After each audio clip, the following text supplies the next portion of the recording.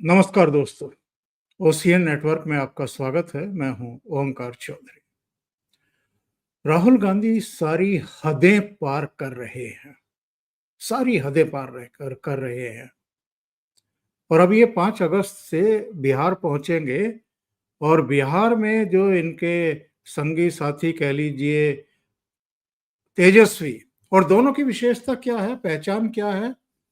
दोनों वंशवादी चेहरे हैं, दोनों पैराशूट से नीचे उतरे हैं और पूरी पार्टी के नेता बन बैठे हैं। राहुल गांधी को लगता है कि एक ना एक दिन वो प्रधानमंत्री बनेंगे और उनके प्रधानमंत्री बनने में जो सबसे बड़ी बाधा है वो तो नरेंद्र मोदी हैं और उनकी लोकप्रियता है। इसी तरीके से तेजस्वी यादव को भी लगता है कि क्या हुआ, मैं अगर 8वीं फेल हूं, 9वीं फेल हूं, मैं तो लालू का बेटा हूं और वो सामाजिक न्याय व्याय तो सब पता नहीं कब का घुस चुका है, पर इनको लगता है कि मुख्यमंत्री तो इन्हें ही बनना चाहिए बिहार का, और इनके अतीत को खंगालने लगे तो उसमें इतनी सड़ांध है जिसका कोई हिसाब किताब नहीं है। और राहुल गांधी को जो मैंने कहा कि हुआ क्या है, इन्होंने फिर चुनाव आयोग पर तमाम तरह के आरोप मढ़े हैं। इन्होंने कहा कि मेरे पास ऐसा एटम बम है कि चुनाव आयोग का पता ही नहीं चलेगा कि ये किधर गया। एक बार पार्लियामेंट में भी खड़े होकर के इन्होंने कहा था कि भूकंप आ जाएगा ऐसी बातें मैं जब बोलूंगा तो बल्कि प्रधानमंत्री ने तो जो उनका अपना अंदाज है, चुहलबाजी में मजाक लेते हुए, चुस्की लेते हुए इनसे कहा था कि समझ में नहीं आया, भूकंप आया नहीं, पार्लियामेंट दहली नहीं, गिरी नहीं। इनके फ्रस्ट्रेशन बढ़ते क्यों जा रहे हैं? लोकसभा चुनाव में लगातार तीसरी बार डिफीट, और लोकसभा चुनाव के बाद 5 राज्यों में चुनाव हुए हैं, 3 में भारतीय जनता पार्टी की सरकारें, मुख्यमंत्री बन गए। अभी बिहार में होने जा रहा है, इसके बाद पश्चिम बंगाल में होने जा रहा है। एक बिंदु तो ऐसा आएगा ना जब कांग्रेस के कार्यकर्ता ये कहेंगे कि भाई आप कैसे नेता हो, 3 बार आप पार्टी का मुंह काला करवा चुके हो, अपना करवा चुके हो, इतने विधानसभा चुनाव हरवा चुके हो, 90 से ज्यादा विधानसभा चुनाव हरवा चुके हो, कब तक पार्टी को डुबोते रहोगे? तो ये नौबत ही ना आए, इसलिए कार्यकर्ताओं को भी भ्रमित रखो। जो नेता सिर उठा सकते हैं उनको दबा करके रखो, और जो हमारे लोकतंत्र के पिलर हैं, डेमोक्रेसी के पिलर हैं, उनकी जड़ों पर प्रहार करो। और अगर वैसे देश की जनता नहीं चुन रही है तो अराजकता पैदा करो, बांग्लादेश की तरह अराजकता पैदा करो। इसके लिए चाहे कितने झूठ बोलने पड़े, कितनी मक्कारी करनी पड़े। मेरे साथ जुड़ रहे हैं अवनीश जी, और अवनीश जी को जोड़ करके जरा समझने की कोशिश करते हैं कि राहुल गांधी हों, तेजस्वी हों, दूसरे विपक्षी दल हों, जो सारी लिमिट क्रॉस करते जा रहे हैं, इनका इलाज क्या है?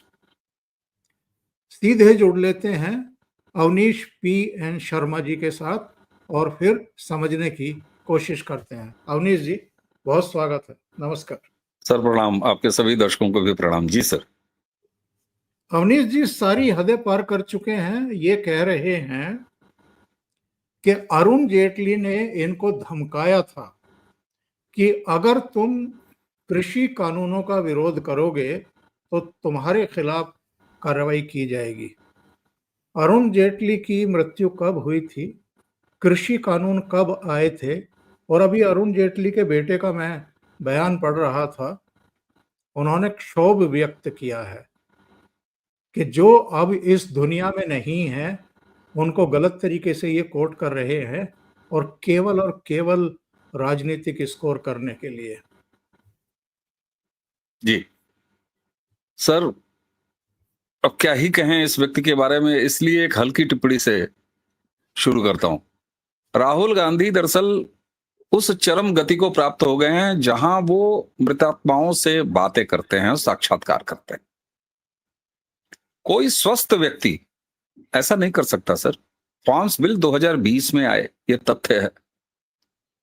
जेटली जी का देहांत, मैं उन्हें नमन करता हूं, महीनों पहले हो गया।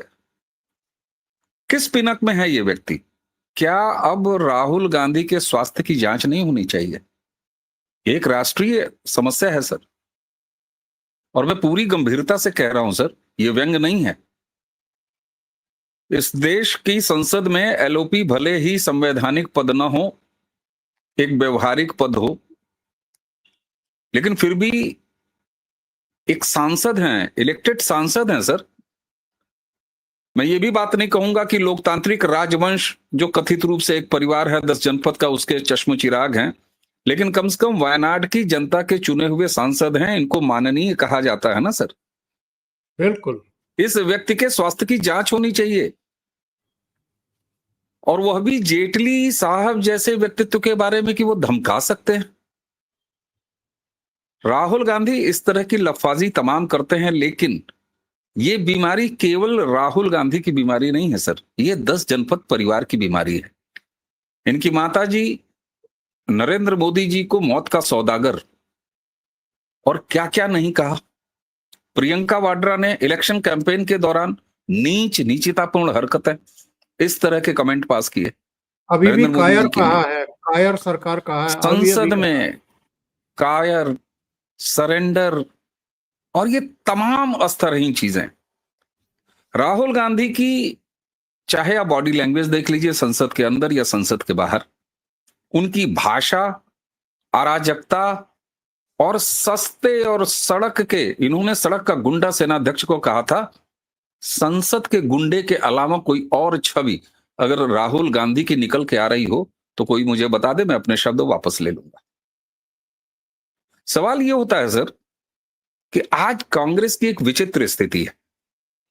जिस समय ट्रंप की इस बात को वसीयत की तरह ओन कर रहे थे कि Indian economy is a dead economy and I will kill Indian economy, और उन्होंने उसको प्राउडली ओन किया, न सिर्फ प्राउडली ओन किया, राहुल गांधी संसद से निकल के संसद कैंपस में अहाते में बाइट देते हुए वो कह क्या रहे हैं, आई एम ग्लैड। और नेपथ्य में खड़ी कौन है? प्रियंका वाड्रा और उनके पर्सनल नौकर। मैं बेहद गंभीरता से और पूरी जिम्मेदारी के साथ कह रहा हूं, पर्सनल नौकर केसी वेणुगोपालन के अलावा नेपथ्य में और कोई नहीं नजर आ रहा।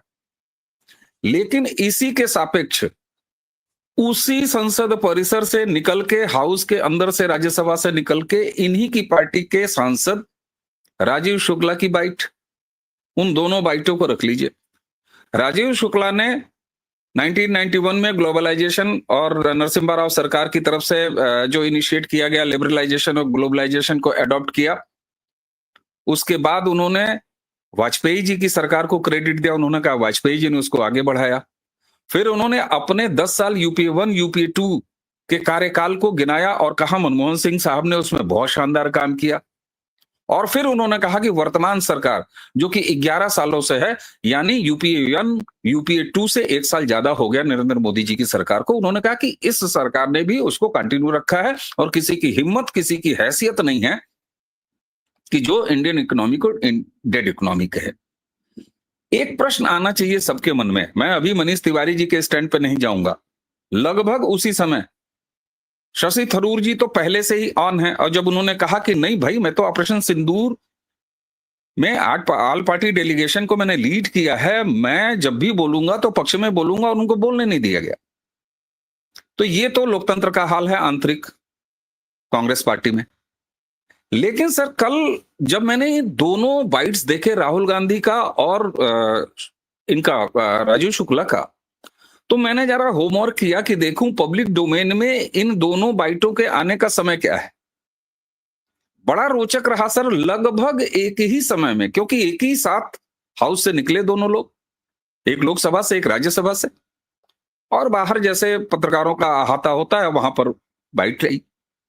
सवाल ये होता है सर कि एक ही समय में कांग्रेस पार्टी का कथित मालिक परिवार का एक चश्मचिराग राहुल गांधी इंडियन इकोनॉमी के डेड कहे जाने पर, वो भी किसी बाहर के किसी राष्ट्राध्यक्ष जिसके साथ इस समय लेन देन की बात चल रही है, आर्म ट्विस्टिंग की बात चल रही है, और किसी भी सौदेबाजी से पहले इस तरह की चीजें होती है। आप सब्जी खरीदने जाते हैं तो 10 रुपए किलो, 8 रुपए किलो, फिर हम पलट के देखते भी हैं कि दुकानदार मान रहा है कि नहीं मान रहा है, हम इस तरह संकेत देते हैं कि हम आगे बढ़ रहे हैं तो उनसे नहीं लेंगे। ये मोल भाव चलता है आर्म ट्विस्टिंग के अलावा और कुछ नहीं है।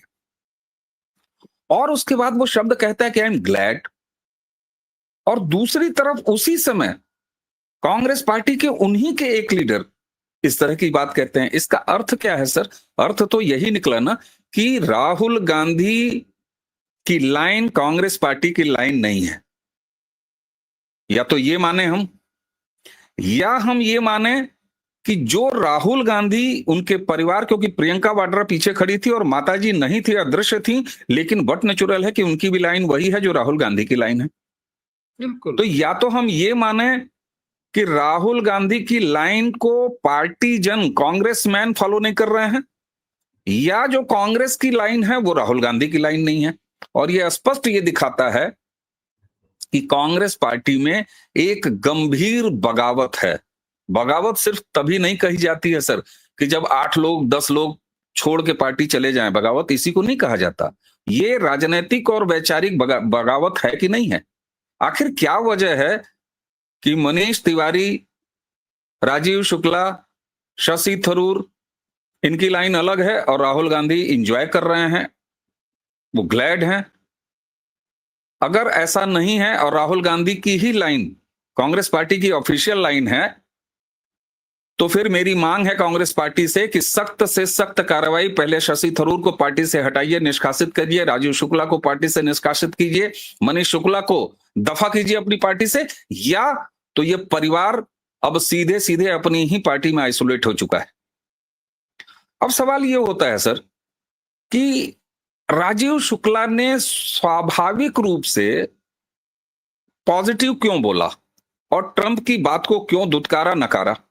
उसकी वजह यह है सर कि कांग्रेस पार्टी में राजीव शुक्ला और बाकी सारे लोग यह मानते हैं कि हम भारत की राजनीतिक पार्टी है। आज हमारा स्टेटस ये है कि हम चुनाव लगातार हार के विपक्ष में हैं, हम भारत के संसद के विपक्ष हैं। राहुल गांधी क्या ये नहीं मानते कि वो भारत की एक राजनीतिक पार्टी के नेता हैं, सांसद हैं? क्या वो किसी दूसरे बाहरी शक्ति के एजेंडे पर काम कर रहे हैं? ट्रंप की उस बात को आपने ऐसे वसीयत किया कि जैसे आप ग्लैड हो रहे हैं, आपके पितामह ने कह दिया। और मुझे याद आता है जेएनयू की वो घटना, जब भारत तेरे टुकड़े होंगे इंशाअल्लाह इंशाअल्लाह, भारत की बर्बादी तक जंग चलेगी, जंग चलेगी। दर्शकों, जरा अपने याददाश्त को जोर दीजिएगा, सबसे पहले पहुंच के उनको समर्थन देने वाला व्यक्ति कौन? राहुल गांधी। भारत एक राष्ट्र नहीं है बल्कि 26 अलग अलग प्रदेशों का एक समूह है, यानी 26 टुकड़े भारत के। ये स्वीकार करने वाला, इसको आगे बढ़ाने वाला व्यक्ति कौन? राहुल गांधी। फिलिस्तीन के लिए दिल धड़कता है झोले भर के, ये कौन? बहन प्रियंका वाड्रा। बाटला हाउस कांड में मुठभेड़ के बाद आंखों में आंसू छलकाने वाला कौन? माता सोनिया गांधी। पाप फूट फूट के सामने आ रहे हैं सर, मालेगांव डिसीजन। एक बार फिर कोई सवाल उठा सकता है। और दूसरा सर, फार्मर्स बिल का ये जिक्र कर रहे हैं, चलिए हम आ जाते हैं तथ्यों पर ही। हम तथ्य के अलावा, क्योंकि राहुल गांधी के पास तथ्य के अलावा केवल और केवल लफाजी है। लेकिन क्या जिस समय ये लफाजी और इतना घृणित स्टैंड ट्रंप की बात को आगे बढ़ा के और उसमें प्रसन्न होकर राहुल गांधी कह रहे थे, मुझे शर्म आती है इस देश की कथित स्थापित मीडिया पर। संसद परिसर में जब यह व्यक्ति ये बात कह रहा था, तो क्या इस देश की मीडिया का ज्ञान इतना सस्ता हो चुका है, या जमीर इतना बिक चुका है, या उनके अंदर पत्रकारिता का वह साहस समाप्त हो चुका है कि वो पलट के ये पूछ लें कि वो ट्रंप, जिनका US 1.5 6% जीडीपी ग्रोथ वाला इकोनॉमी है इस समय, वो भारत जैसे 6.5% की ग्रोथ जीडीपी वाले इकोनॉमी से ये सवाल कैसे कर सकता है कि Indian economy is a dead economy? और तो और, क्या किसी पत्रकार को, वहां खड़े मीडिया के जनों को इतना पूछने का सवाल नहीं था कि आप तो खुद शेयर मार्केट से, आप तो खुद भारत के इन्वेस्टमेंट मार्केट से करोड़ों करोड़ों रुपए अर्जित कर रहे हैं और पिछले कुछ महीनों में आपने 45 लाख रुपए की कमाई की है और आपकी कमाई 8 से 10 करोड़ रुपए की कमाई, ये कहां से, कौन सी इकोनॉमी से आप कमा के आ रहे हैं? बिल्कुल। सवाल ये है सर कि इस देश में कुछ स्वनामधन्य भूतपूर्व पत्रकार, जिन्हें मैं सुपारी पत्रकार कहता हूं और आज यूट्यूबर बने बैठे हैं, जब वो गोदी मीडिया नाम का शब्द गढ़ते हैं तो राहुल गांधी की एक तस्वीर आई थी सर, और उसको बड़ा माचो तरीके से पेश किया गया था उनकी पीआर एजेंसी द्वारा, जिसमें नीचे से वो एंगल है शॉट का और माइक तमाम उनके चेहरे पे हैं और गर्वीला चेहरा, और उसको ट्वीट किया गया। 2 तस्वीरें, एक में वो अकेले और दूसरे में प्रियंका वाड्रा के साथ। मैं दर्शकों आपसे अपील करता हूं कि जरा उस तस्वीर को देखिएगा। और आजकल मोबाइल के रूप में हर हाथ कैमरा है, हर आदमी फोटो खींचता है, ऐसा नहीं है कि उसके लिए फोटोग्राफर होने की आवश्यकता है। सर आप जरा कल्पना करिए और मुझे बताइए कि वो एंगल जिस भी पत्रकार ने खींचा है, वो शॉट कब आ सकता है? निश्चित फोटो खींचने वाले व्यक्ति का नाक राहुल गांधी के पैरों के नाखून के पास होगा, तभी उस तरह का शॉट आ सकता है। क्या ये तलवा चाट मीडिया नहीं है? बिल्कुल। आप गोदी मीडिया करते हैं, आप गोदी मीडिया की बात करते हैं, ये तलवा चाट मीडिया नहीं है। और जिस तरीके से राहुल गांधी ने उपहास उड़ाया और बदतमीजी की पत्रकारों के साथ, मीडिया कर्मियों के साथ, जैसे मानो ऐसा कह रहे हो कि अरे लौंडो तुम्हें पता नहीं है, तुम जानते नहीं हो Indian economy is a dead economy. Sir Rahul Gandhi ऐसा कह क्यों रहे हैं? उसकी वजह है, राहुल गांधी और उनकी कोटरी, उनकी मंडली ये मान चुकी है कि नरेंद्र मोदी को वो चुनावी राजनीति में पराजित नहीं कर सकते। साफ हो चुका है। और ये कारण है कि अब वो भारत की संस्थाओं को, चाहे वो इलेक्शन कमीशन हो, चाहे उनके खिलाफ उनके मन मुताबिक फैसला ना हो तो कोर्ट हो, चाहे ऐसी कोई संवैधानिक संस्था हो, उसकी क्रेडिबिलिटी को सवालों के घेरे में ले आ दो। आपने अपने इंट्रो में कहा, मैं सुन रहा था बांग्लादेश। बिल्कुल सर, बांग्लादेश मॉडल में क्या हुआ? शेख हसीना, जिनकी सरकार एक थंपिंग मेजॉरिटी की सरकार थी, उसकी पूरी वैधानिकता को ही चैलेंज कर दिया गया बाहरी शक्तियों की मदद से और यूनुस को प्लेस कर दिया।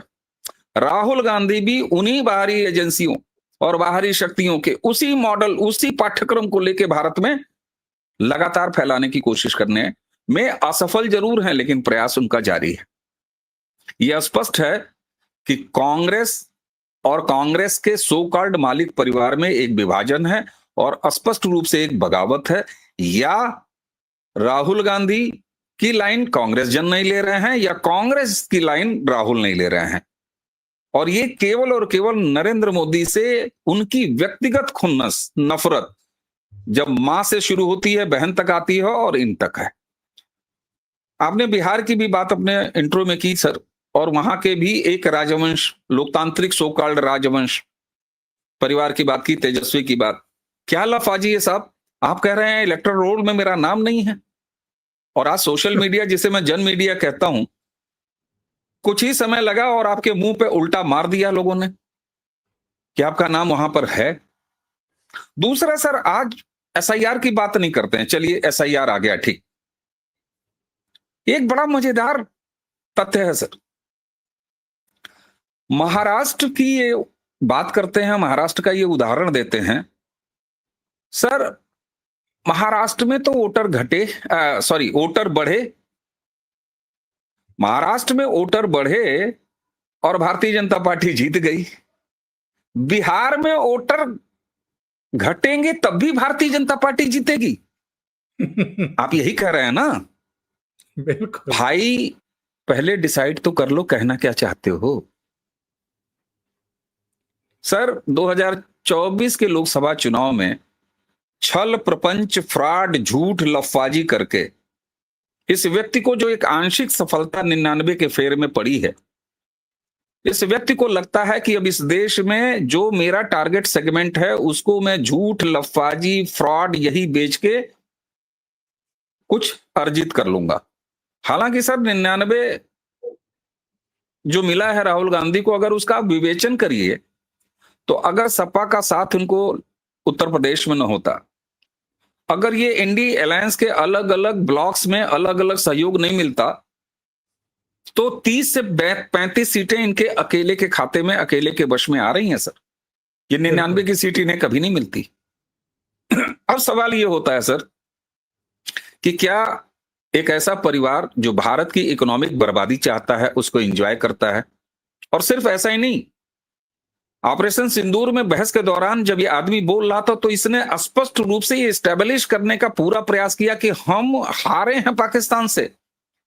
भारत की रक्षा कैपेबिलिटी पर भारत की हार को प्रमाणित करने का प्रयास करने वाला व्यक्ति, भारत की इकोनॉमी को बर्बाद होते देखकर खुश होने वाला व्यक्ति, भारत की सनातन संस्कृति को जब तब आरोपित करने वाला व्यक्ति। और 26/11 पे आऊंगा सर, मालेगांव का चूंकि फैसला आया है, बिल्कुल आप सर कल्पना करिए जरा, अगर तुकाराम जी ने, स्वर्गीय तुकाराम जी, मैं उनकी आत्मा को नमन करता हूं, अगर कसाब को उन्होंने जिंदा नहीं पकड़ा होता तो इसी मेरे हाथ वाले कलावे को पूरी तैयारी तो हो चुकी थी सर। ये कैसे संभव है कि 26/11 होता है और बर्नी की किताब कुछ दिनों के अंदर आ जाती है? इसका मतलब किताब पहले से लिख के रखी हुई थी। जिसको प्रमोट करते हैं दिग्विजय सिंह, इतनी जल्दी कोई किताब कैसे लिख सकता है सर? और सर हिंदू आतंकवाद, हिंदू टेरर को इस्टेब्लिश कर दिया जाता। और 26/11 का जिक्र मैं इसलिए कह रहा हूं कि 26/11 में केवल भारतीय नहीं मरे थे सर, 26/11 में इंटरनेशनल सिटीजन्स मरे थे सर, फॉरेन नेशनल्स मरे थे। और इस तरह उस पूरी घटना को सनातन और हिंदुत्व वायलेंट से जोड़कर पूरे विश्व के सामने सनातन और हिंदुत्व के मुंह पे काली पोतने का वो कांग्रेस का क्रूरतम प्रयास था। कल्पना कीजिए कि अगर वो इस्टेब्लिश हो गया होता तो आज पूरे विश्व के सामने पूरा एक लंबा समय बीत गया। और इसकी तैयारी ऐसे नहीं है कि सिर्फ मुंबई में 26/11 के जरिए हुई, मालेगांव में हुई, समझौता एक्सप्रेस में हुई, कहां कहां नहीं हुई। तो यह स्पष्ट तौर पर इस्टेब्लिश हो जाता है सर कि भारत की इकोनॉमी को, भारत की रक्षा, भारत की सुरक्षा, भारत की संस्कृति, इस सब की बर्बादी चाहने वाला परिवार कम से कम भारतीय तो नहीं हो सकता। कांग्रेस पार्टी से किसी की मुखालिफत हो सकती है सर, वैचारिक मतभेद हो सकता है सर, ठीक है, हम प्राउडली कहते हैं कि हम भारतीय संस्कृति को रिप्रेजेंट करने वाली पार्टी भाजपा के प्रति समर्थक हैं। एक वोटर के रूप में हम उसे ही वोट देते हैं, नरेटिव के रूप में हम उसको समर्थन है। हम नौकरी नहीं करते, हम राम जी की गिलहरियां हैं, हम उसका समर्थन करते रहेंगे, उसके लिए अपने प्रयास भर हम काम भी करते रहेंगे। हम मिस कॉल वाले मेंबर भी नहीं हैं, हम किसी आईटी सेल को नहीं जानते, हम जैसे करोड़ों करोड़ों लोग हैं। लेकिन सर ऐसे में क्या इनको इस देश से सवालों का जवाब नहीं देना चाहिए? आप नरेंद्र मोदी का सुबह शाम रात को सोते समय होम्योपैथी दवा की तरह दिन में 4 बार विरोध कीजिए। हमें और ओमकार सर को कोई आपत्ति नहीं है, हम नरेंद्र मोदी को डिफेंड करने यहां नहीं बैठे हैं। आप भारतीय जनता पार्टी पर दिन के 5 वक्त की नमाजों की तरफ प्रहार कीजिए, राहुल गांधी और कांग्रेस, हम किसी को डिफेंड करने नहीं है। लेकिन आप एक एक सनातनी और भारत के विरोध में आएंगे तो हमारा नैतिक दायित्व है कि हम आगे बढ़ेंगे, हम करोड़ों आगे बढ़ेंगे। और संतोष की बात यह है सर कि 2014 से भारत का मतदाता ये कर रहा है। 2024 में जो एक छोटा सा अचीवमेंट इनको हुआ, इन्हें लगता है कि ये इसी फ्रॉड के बदौलत आगे बढ़ेंगे। लेकिन ये बड़ा दुर्भाग्य है सर कि एक ऐसा परिवार 2014 तक इस देश का मालिक बना बैठा था। ये हमारा दुर्भाग्य है सर। अवनीश जी, मैं एक सवाल करके फिर प्रोग्राम को समाप्त करूंगा। मैं रिसर्च वर्क कर रहा था।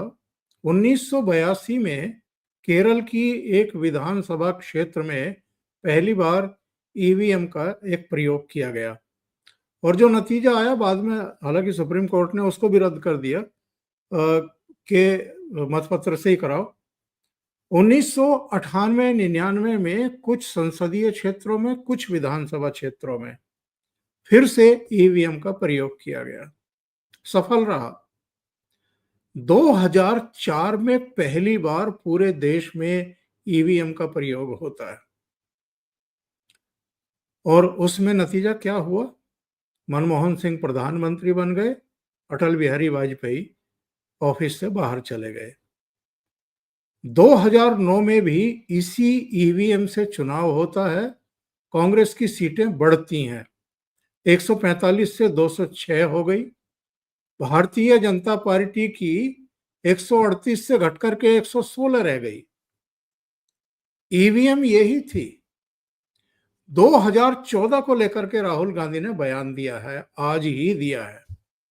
इन्होंने कहा कि 2014 के जब नतीजे आए तो मेरा माथा पहली बार तभी ठनक गया था कि चुनाव आयोग गड़बड़ी कर रहा है। अब आते हैं फैक्ट पर। क्या राहुल गांधी का कोई ज्ञानवर्धन नहीं करता है कि 2014 में चुनाव आयोग की भी और देश की भी मशीनरी कांग्रेस के हाथ में थी। मनमोहन सिंह प्रधानमंत्री थे। 2012 में बीएस संपत मुख्य चुनाव आयुक्त नियुक्त हुए थे। 2014 से 2 साल पहले बीएस संपत मुख्य चुनाव आयुक्त थे और एचएस ब्रह्मा और नसीम जैदी दूसरे चुनाव आयुक्त से कांग्रेस के ही लगाए हुए थे। तब क्या प्रधानमंत्री मनमोहन सिंह नहीं नरेंद्र मोदी थे? और तब के चुनाव आयुक्त, मुख्य चुनाव आयुक्त क्या उनके लगाए हुए थे? आप अपने ही मैकेनिज्म के द्वारा आयोजित किए गए चुनाव में 44 सीटों पर सिमट गए और ये कह रहे हैं कि मेरा माथा ठनका था। क्या बुद्धि को अप्लाई करते हैं या नहीं करते हैं कोई बात कहते हुए? सर मुझे लगता है कि जो व्यक्ति फार्मर्स बिल पर जेटली साहब के धमकाने की बात करता हो तो अब कोई शंका शेष नहीं रह जाती। आपने जो पूरे तथ्य उठा के दे दिए 2004 से लेके 14 तक। सर एक गली मोहल्ले में कहावतें होती हैं कि जिस बच्चे का बैट बॉल होता है और वो मोहल्ले में खेलता है और वो जब वो आउट हो जाता है तो बैट और बल्ला और स्टंप लेके अपने घर भाग जाता है। वो कहता है कि नहीं अब हम नहीं खेलेंगे। राहुल गांधी की भी स्थिति, मैंने इसीलिए शुरुआत में ही कहा, अब इस व्यक्ति के मानसिक स्वास्थ्य की जांच होनी चाहिए और इस व्यक्ति का इलाज होना चाहिए। और एक चीज और सर, बहुत सारे दर्शक, बहुत सारे लोग ये भी कहते हैं कि नहीं साहब, एक इनका नाम जो प्रचलित है पप्पू, कह रहे ये पप्पू ऐसे ही कहते हैं। लेकिन नहीं सर, मैं जरा इसके खिलाफ रहता हूं। ये व्यक्ति बेहद शातिर व्यक्ति है। ये व्यक्ति जानता है कि इस देश में अभी भी भारतीय संस्कृति से नफरत करने वाले, भारतीय संस्कृति को आगे बढ़ता नहीं देखने वाला एक पूरा बड़ा वर्ग है आज भी भारतीय जनता पार्टी को, जबकि उसके पास इतना सक्षम नेतृत्व है, नरेंद्र मोदी जैसा। कितने परसेंट वोट मिलते हैं? बाकी वोट इसी आधार पर कम्युनिस्ट कहते हैं ना कि आज भी आप अल्पमत की सरकार बनाते हैं, आपको कम वोट मिलते हैं, आपके खिलाफ में ज्यादा वोट हैं। सर राहुल गांधी उन्हीं को टारगेट कर रहे हैं, उन्हीं को एड्रेस कर रहे हैं। राहुल गांधी को यह पता है कि इस देश में वो कौन सी आबादी है, वो कौन सा किताबी मजहब है जो किसी भी हाल में भारतीय जनता पार्टी को, कम से कम नरेंद्र मोदी की सरकार ना आए, ये चाहता है। और ये उसे अब सीधे सीधे न्योता दे रहे हैं कि देखो ऐसा है, तुमने उत्तर प्रदेश में मुलायम सिंह की राजनीति को समर्थन दिया, बिहार में तुमने लालू प्रसाद यादव के परिवार को खूब भर भर के वोट दिया, ममता बनर्जी को तुमने बंगाल में वोट दिया, झारखंड में तुमने शिबू सोरेन के परिवार को वोट दिया, महाराष्ट्र में तुमने इधर उधर बिखर के तमाम लोगों को वोट दिया।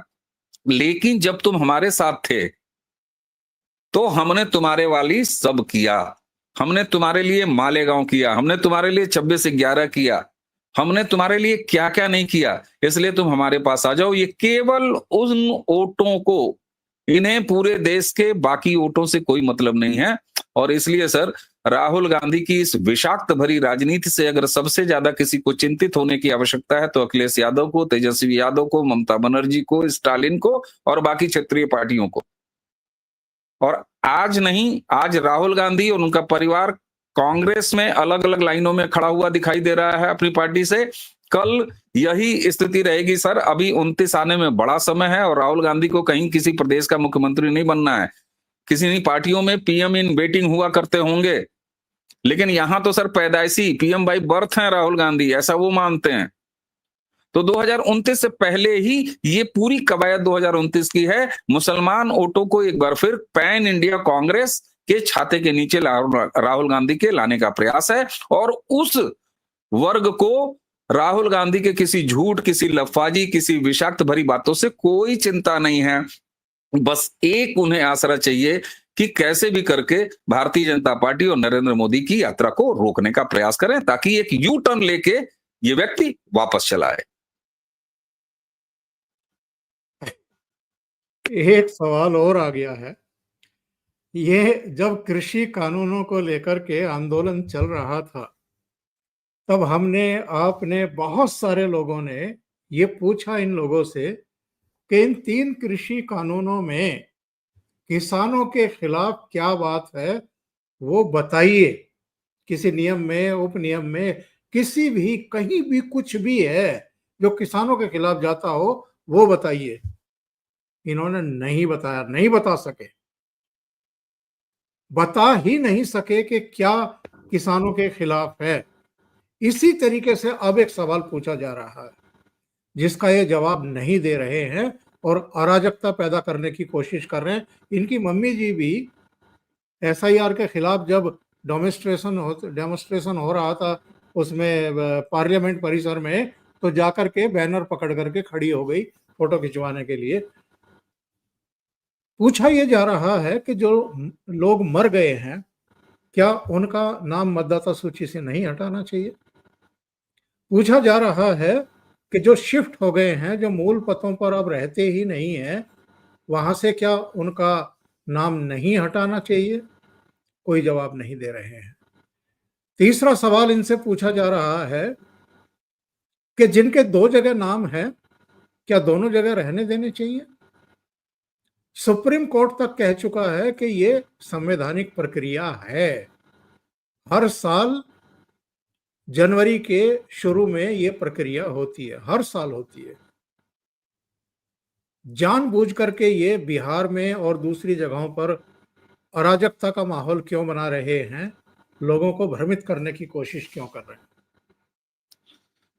सर, इनके गठबंधन, संभावित गठबंधन और वो होना ही है बिहार में तेजस्वी यादव की पार्टी के साथ और तेजस्वी के साथ। आज तेजस्वी यादव ने जब ये उड़ाया कि हमारा ही नाम नहीं मिल रहा है, अरे भाई तो तुम्हें क्यों चिंता है जब तुम कह रहे हो कि हम इलेक्शन का बाइकआउट ही करने जा रहे हैं? तो नाम हो ना हो उससे क्या फर्क पड़ता है सर? आपको कोई चिंता नहीं होनी चाहिए। एसआईआर का पूरा वितंडा खड़ा करने के पीछे केवल और केवल राहुल और तेजस्वी, इनकी पार्टी का एक ही कारण है सर। इन्होंने स्वीकार कर लिया है कि बिहार का इलेक्शन ये हार चुके हैं। केवल अब चूंकि कोई स्मार्ट बहाना पहले से ही चाहिए, तो ये फोड़ी जाने वाली चूड़ियां पहले से ही पहन के और एसआईआर के बहाने ये चूड़ियां फोड़ा जा रहा है। मैं आपको ग्राउंड रियलिटी बता रहा हूं बिहार से। बहुत सारे संपर्क बिहार में है, लगातार बातें होती हैं। जमीन की महक इन्हें पता चल चुकी है और यही वजह है कि ये अपनी जान छुपाने के लिए, और सर इन्हें भारतीय जनता पार्टी से सीखना चाहिए। अरे कम से कम कह रहे हैं अपने कल्याण के लिए तो सीख लो।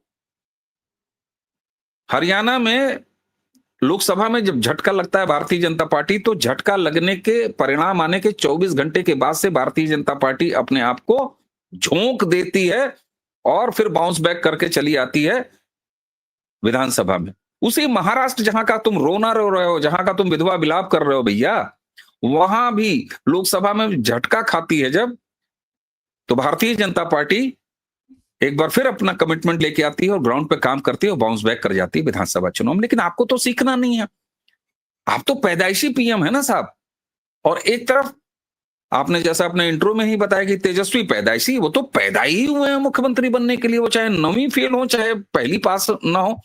राबड़ी देवी बिना पढ़ी लिखी महिला, जब उनकी मां मुख्यमंत्री हो सकती है तो किसकी हिम्मत है कि 9वीं फेल को, चलिए 10वीं फेल नहीं कहता हूं मैं, 9वीं पास को मुख्यमंत्री बनने से कैसे कोई रोक सकता है?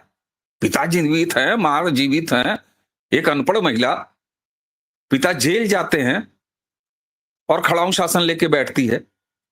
तो सर बिहार का इलेक्शन हार चुकी है ये लोग, इसीलिए एसआईआर की चूड़ियां। और सर आपने कहा कि हर साल चलता है, मैं ये कहता हूं कि पूरे साल 365 दिन, संडे को छोड़ के, इतवार को छोड़ के, ऐसा कौन सा दिन नहीं है जब इलेक्शन मतदाता सूची में नाम जोड़ने या नाम घटाने की प्रक्रिया खुली नहीं रहती है? जरा कोई बता दे मुझे। बिल्कुल। तो ये लफाजी है सर। और इस सारी नकारात्मकता के बीच में मैं अंतिम बात कहूंगा कि भला हो 2014 से इस देश की जनता, इस देश का मतदाता ये समझ रहा है, और उसका नतीजा है कि तीसरी बार नरेंद्र मोदी की सरकार इस देश में चुन के आई। उत्तर प्रदेश जैसे 25 करोड़ आबादी वाले, जो कि अगर देश हो तो 5वें नंबर का देश हो जाएगा, 33 साल के बाद, 32 साल के बाद इतिहास दोहराया गया और भारतीय जनता पार्टी की सरकार वापस लौट के आ रही है। तो सर सकारात्मक बात यही है कि लफाजी के सामने जनता खड़ी है और जनता समझ रही है, और बाकी इनकी स्मरण शक्ति को क्या कहना। सर मैं एक बार फिर हाथ जोड़ के निवेदन करूंगा, प्रधानमंत्री जी आपके पास कोई प्रोविजन हो, लीडर ऑफ अपोजिशन के मानसिक स्वास्थ्य की जांच कराइए और देश को कम से कम बताइए इनके मानसिक स्वास्थ्य ठीक है। बहुत बहुत धन्यवाद अवनीश जी, बहुत गंभीर विषय है ये, और निश्चित रूप से राष्ट्रीय चिंता का विषय बन गया है ये। राष्ट्र बालक, एक अराजक। जी जी सर मैं राहुल गांधी जी को बड़े स्नेह से राष्ट्र बालक कहता हूं। राष्ट्र बालक के मानसिक स्वास्थ्य की जांच कराइए प्रधानमंत्री जी। मैं आपसे, स्वास्थ्य मंत्री जी, मैं आपसे हाथ जोड़ के अपील कर रहा हूं। बिल्कुल। बहुत बहुत धन्यवाद आपका इतना समय निकालने के लिए और महत्वपूर्ण मुद्दों पर चर्चा करने के लिए। Thank you so much. नमस्कार सर, प्रणाम।